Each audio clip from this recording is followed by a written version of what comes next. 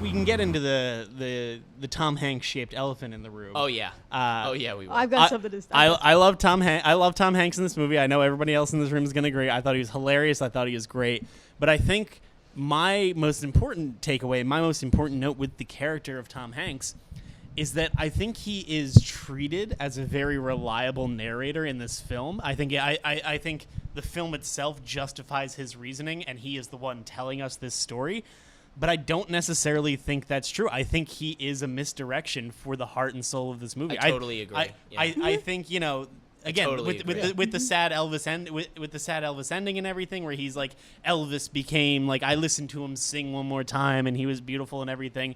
Again, I don't think the point that Tom Hanks's character is giving us about all of these like when he's describing Elvis and giving us emotions about Elvis and kind of, you know, the standard way that a narrator would kind of guide us through the story, I think everything that he says is a misdirection to what's actually the movie the point sets of the him movie. up as a con man. Yeah, the entire exactly. time. It's very clearly I the most don't. You're not supposed to. person. I don't think you're supposed to take him as a reliable but I think narrator. It's very much so. I think also the way. As much as I dislike the way the movie opens, the way the movie opens with Tom Hanks dying and everything and being like, I'm the colonel and I'm on my deathbed and everyone thinks that I killed Elvis. Here's what really happened. Yeah, it's his point of view of what really happened. Yeah. And, like, I don't think you're supposed to take that as... Yeah. And fact. I think it's very easy to kind of, you know, take that very literally and be like, did these things really happen? Is that how Elvis that's what it's trying to make. It's trying felt? to make, like... I feel like... I mean, I don't know. I can't, like, recite Wikipedia's, like, page on Elvis. Like, I can't, like, read you his, like, biography or anything. In 1959. But, like, he was so prevalent, obviously, in pop culture. And it's kind of like when, like, even nowadays, like, with celebrity, like, you feel like you know every single thing about them. Like, you know their birthday and their favorite color and this, that, and the other thing. And that was kind of, like, just beginning. Yeah, he was the one. With Elvis. He was the first guy. And so it's kind of like, you think you know everything about Elvis. The Colonel thought he knew everything about Elvis. And, like, but I feel like it's making the point of, like, you don't really know. But the point that I'm trying to make, like, a step beyond that, is I think there's this interesting idea where, like, we have this narration where, like, Tom Hanks, like, in a very meta way is, like, he's describing Elvis's life, especially at the ending, and, like, he's kind of giving his final thoughts on how we should feel about Elvis. But I think that that's very different than the final thoughts that Baz Luhrmann wants us to have about Elvis because by the end of the movie. He shows the clip at the end where he's performing, what is it? It's the melody. I can't remember the name of it. But he's performing it, and it's the actual performance that Elvis had, his last live performance. That's what you're supposed to be left with. Yeah, but I think there's this interesting kind of, like, two thoughts happening at once where, like, I think it's very easy to write this movie off as being shallow if you follow Tom Hanks's guide and how he refers to Elvis as this icon and the ideas and the thoughts that he wants you to dwell on versus what I think is, like, happening simultaneously in what Baz Luhrmann and what this movie is trying to say. Will you allow about me to Elvis. expand on that real quick? I would love to. I think one of the most No. interesting... Yeah, okay. Bye, guys. Have I a do good not. I do not yield my We're time. kicking Eric out. I think one of the most interesting parts of this movie is Eric has left the as Tom Hanks deteriorates as a reliable narrator, his character's trust from Elvis and people around him also deteriorates in the movie. So as an audience member, when Elvis is in the hospital visiting him, ready to go on tour, and he's like, no, the International's opening. The audience is like, don't trust him, don't trust him. And then the narration's like, he could trust me. I always had what's best. And he goes, the snowman did it again. And you're like, no, don't trust him. No, you are But the con, at yeah. the same time, we're losing trust in the narrator, and the narration is becoming more senile and manipulative and perspective. So, like, as our attention on the character is becoming more like this guy's unreliable, his narration is also becoming more unreliable. And I think that was a really interesting element. Had to be intentional. There's no way you do that by accident. 100%. And I think that was a really cool thing, and he stuck with it. And that, again, like I said, a lot of things he doesn't stick with in this movie. He sticks with that idea, and it makes the ending ambiguous, like you said. And I think it's a great point. I would even say that those ideas are with the film from the beginning. They are. I think They that are. you start They to are. really realize it, and it starts to really become I mean, obvious from the by beginning of end. the movie, when he's you don't trust him. when he's trying to be like, oh, we'll take care of the record label, and then you see like they kind of take care of his original record label, but then stuff deteriorates as it goes on, and like you start to figure out early that when there was like the Nightmare Alley section of the movie that he's a con man. When they, like, just...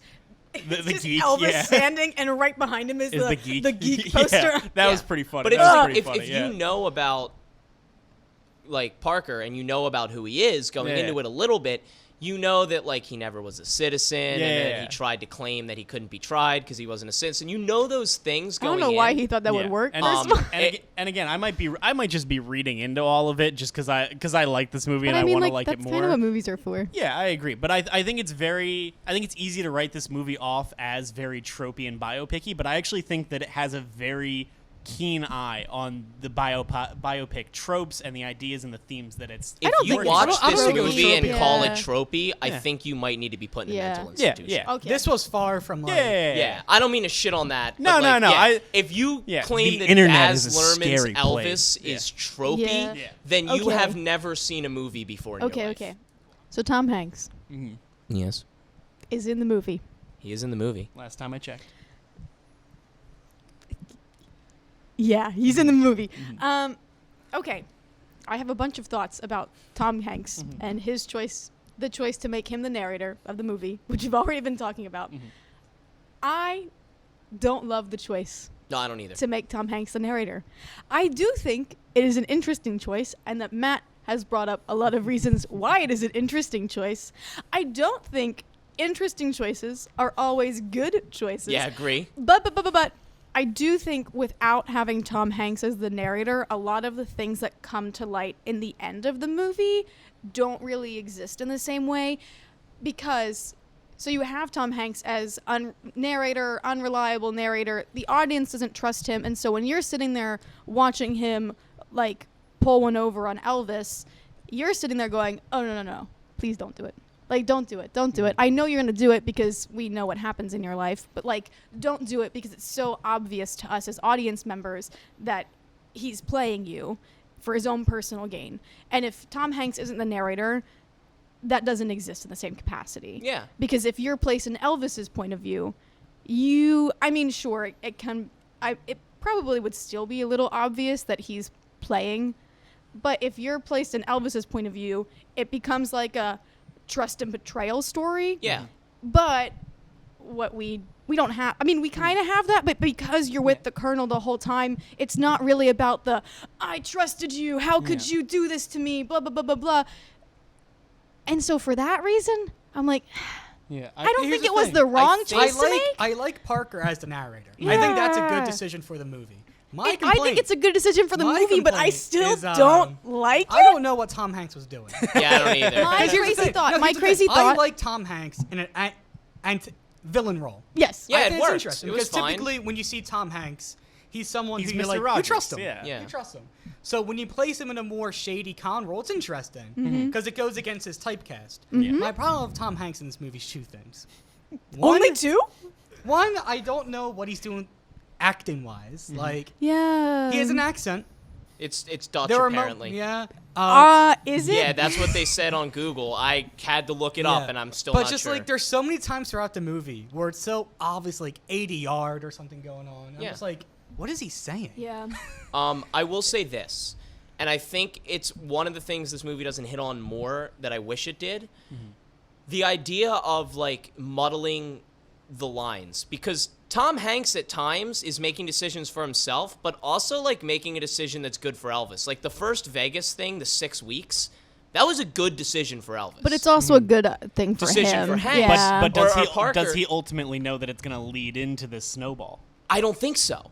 I don't, but maybe he does. Wait, and that's the thing. It's the muddling the lines of like. I don't think it's really muddling it. You don't think much, so? Because no. in the moment when I'm watching it, I'm like, oh, this actually could be good for Elvis. And then you figure out down the line that he kind of had the plan all along, and you're like, oh shit, he had this in his back pocket. Yeah. Well, it's not really muddling but in the moment, it does. I think it does. It's just the way they're presenting it. Exactly. But I think they could have done it even more to kind of like keep me from knowing that he's going to pull one over on him. Because there's a few times in this movie where you're not sure if what Tom Hanks is doing is ultimately the worst decision.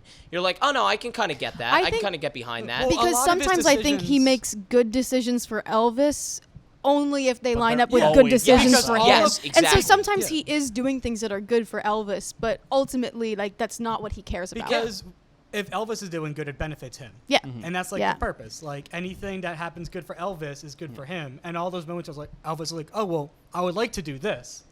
He pulls like a 10D chess plan Yeah. to make sure Elvis Yeah. can't do that. And again, like The Elvis, fake like death threats that Yeah. are implied but not confirmed. Elvis is like, oh, I want to go international. He's like, "Heh."